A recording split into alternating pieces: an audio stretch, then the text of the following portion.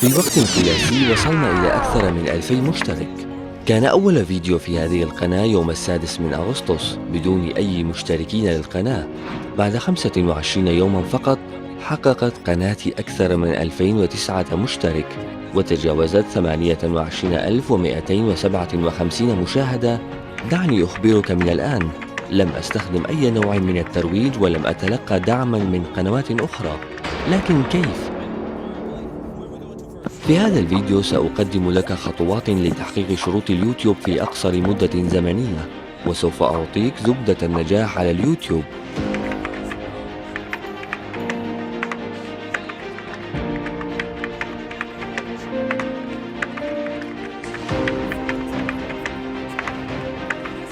نعود بك في القصة إلى الوراء قليلا.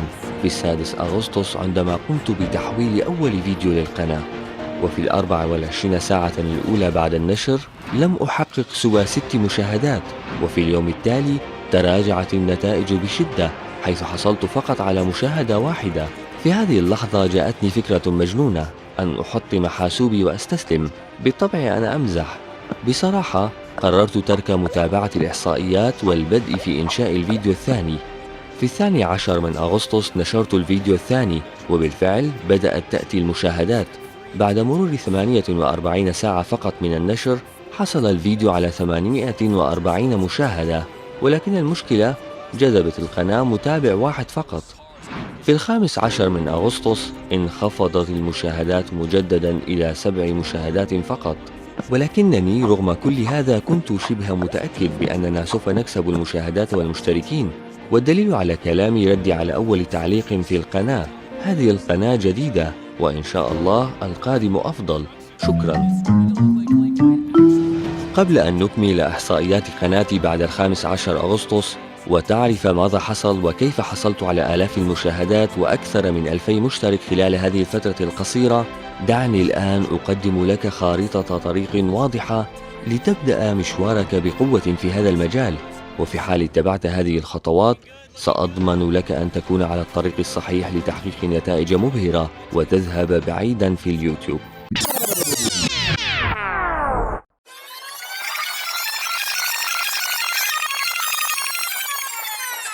صدق ما أقوله لك، فأنا لم أبدأ رحلتي البارحة، فقد بنيت خبرتي على اليوتيوب منذ عام 2019 وتعلمت الكثير من أسراره خلال هذا الوقت، وحاليا أملك أكثر من قناة محققة للربح على اليوتيوب. لا أقول هذا للتباهي، بل من أجل أن تركز أكثر في كل نقطة أشرحها هنا وتأخذها على محمل الجد. بحسب خبرتي يا صديقي، لتنجح في يوتيوب ينبغي عليك إتقان نقاط 3 سميتها أنا مثلث النجاح. أولا، جودة التسليم. ثانيا، جودة المحتوى. ثالثا، جودة التقديم. يمكنك تسميتها أيضا الجودات الثلاث. سأشرح لك كل نقطة بخطواتها وتفاصيلها. هيا بنا. جودة التسليم تعني الشكل الخارجي الذي ستسلم به الفيديو لليوتيوب. يهمك في المظهر الخارجي نقطتان أساسيتان لن تنجح دونهما: صورة الغلاف أو ما يسمى فيديو تومبنيل، وعنوان الفيديو. يوجد خطأ فادح يرتكبه أغلب صناع المحتوى، حيث يتركون اختيار العنوان وتصميم الصورة المصغرة للخطوة الأخيرة، وهذا خطأ. تخيل معي أنك تعبت كثيرا في إنتاج فيديو والنتيجة ممتازة والفيديو رائع، لكن صورة الغلاف التي اخترتها أو كتبت العنوان على عجل لم تجذب المشاهد لينقر على الفيديو. ما هي النتيجة؟ النتيجة ضاع تعبك وضاع الفيديو من ملايين الفيديوهات على اليوتيوب. لذلك يا صديقي، وقبل البدء بأي شيء يجب عليك كتابة عنوان مناسب وتصميم صورة مصغرة تجذب المشاهد. اكتب العنوان بما لا يتجاوز 100 كلمة. يمكنك الاستعانة بشات GPT لإعادة صياغة العنوان، أو تخبره بمحتوى الفيديو وتطلب منه أن يقترح عليك عدة عناوين أقل من 100 كلمة. نأتي للصورة المصغرة التي تستطيع تصميمها باستخدام موقع كانفا أو الاتفاق مع مصمم مبدع يعمل لقناتك. قد تحتاج تصميم صورة أو اثنتين للفيديو، بعدها تجربها على الموقع Test My Thumbnails وتختار الأفضل.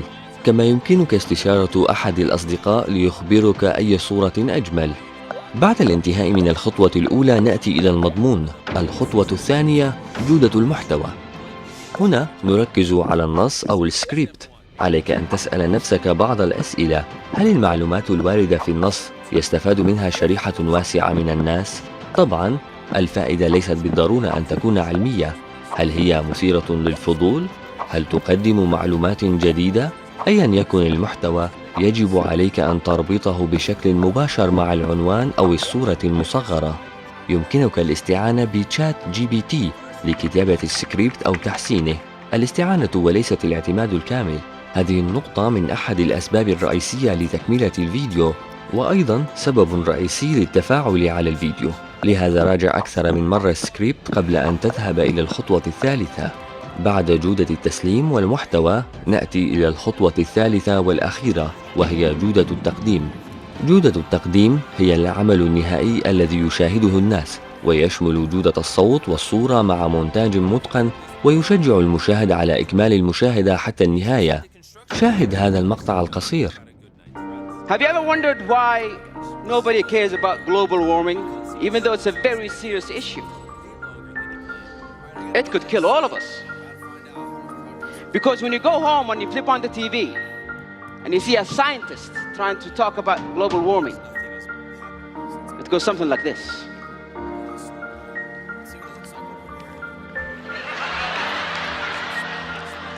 Ladies and gentlemen, as you can see from the graphs here, the statistics for 2014, it shows the water level is rising.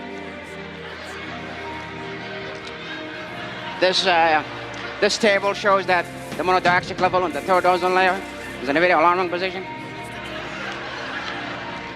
أعتقد أن الرسالة وصلت، لكن دعني أخبرك، مهما كانت صورة الغلاف والعنوان مميزين وأيضا محتواك قيم جدا، ولكن لم تتقن هذه النقطة، أغلبية المشاهدين لن يكملوا المشاهدة، وبهذا الشكل لن تدعمك الخوارزمية. حاول استخدام تأثيرات صوتية وموسيقى جميلة مع تنقلات بين المشاهدات المتتالية في الفيديو، وليسهل عليك ذلك قسم الفيديو إلى أجزاء، كل جزء 30 ثانية مثلا. كل هذا يشجع المشاهد على إكمال الفيديو حتى النهاية. كما تعلم، نحن الآن في عصر الريلز والمقاطع القصيرة، وأصبح المشاهد أقل صبرا. الجميع في عجلة لمشاهدة أكبر عدد من الفيديوهات في أقصر وقت ممكن. هنا يأتي دور المونتاج والموسيقى والتأثيرات الصوتية في إبقاء المشاهد لأطول وقت ممكن دون أن يشعر بالملل. وقبل أن أكشف لك عن بقية إحصائيات قناتي بعد 15 أغسطس 2023 وما أحدثته فيها من تغيرات، أستطيع أن ألخص لك النقاط الثلاثة في كلمة واحدة، وهي الجودة. نسيت أن أخبرك شيئا مهما: لا يزال اليوتيوب منصة للبحث عن المحتوى، لهذا عندما يتصدر أحد فيديوهاتك نتائج البحث سيتزداد المشاهدات عليه بشكل رهيب. تقول لي كيف أجعل الفيديو الخاص بي يتصدر نتائج البحث؟ الإجابة بسيطة، وهي استخدام كلمات مفتاحية مناسبة في العنوان وصندوق الوصف وصندوق الكلمات المفتاحية. وأسهل وأنجح طريقة لاختيار الكلمات المفتاحية باستخدام هذا الموقع، موقع تيوبودي، الذي سيهون عليك الأمر بشكل كبير. أولاً، قم بتنصيبه في قناتك وبشكل مجاني بالكامل. باستخدام هذا الموقع الرائع تستطيع أن تعرف الكلمات المفتاحية التي تستخدمها أي قناة أخرى ونسخها كلها بكبسة زر. وهنا نستطيع معرفة إن كان الموضوع ملائما لقناتك أم لا، وإن كان الناس يبحثون عنه في اليوتيوب أم لا، وغيرها من المعلومات الهامة التي سأترك لك اكتشافها بنفسك. في بعض الأحيان ربما تحتاج إلى أدوات مدفوعة في الموقع. هذا الموقع وفر خصم 50% للقنوات الصغيرة. استخدم هذا الكود قبل الشراء. رابط الموقع تركته لك في صندوق الوصف. الآن نعود إلى ما وعدتك به في بداية الفيديو: إحصائيات قناتي. في 15 أغسطس بدأت خوارزمية اليوتيوب تقترح الفيديو الثاني بشكل واضح، حيث وصل المقطع إلى 1641 شخص بمعدل نقر 6.7%، وبلغ معدل المشاهدة 3 دقائق و54 ثانية. أما الفيديو الأول فقد بدأت الخوارزمية بدعمه أيضا من 15 أغسطس إلى 17، حيث وصل إلى 162 مشاهدة، ونسبة النقر كانت عالية، وهذا مفهوم لأن الوصول قليل، ونسبة المشاهدة بلغت 4 دقائق و33 ثانية، وهي نسبة جيدة. لذلك كنت أتوقع تحقيق مشاهدات أكثر وزيادة عدد المشتركين في القناة، وفعلا حصل ما توقعته. لقد وصل الفيديو الثاني في القناة إلى أكثر من نصف مليون شخص بنسبة نقر 2.7%، وقد جذب هذا الفيديو لوحده 1387 متابع خلال هذه الفترة الزمنية القصيرة. وأثر هذا بشكل إيجابي على الفيديو الأول، حيث وصل إلى أكثر من 100,000 متابع وحصد أكثر من 6,000 مشاهدة، وجذب لوحده 349 متابع لقناتي. لن تكون هذه الإحصائيات هي الأخيرة، بل سأقدم لك غيرها في فيديوهات أخرى، سواء حول قناتي هذه أو غيرها من القنوات الناجحة التي أديرها. أشكركم لأنكم اخترتم هذا الموضوع لنتكلم عنه، وأنا سعيد جدا لأنه موضوع غاية في الأهمية والفائدة.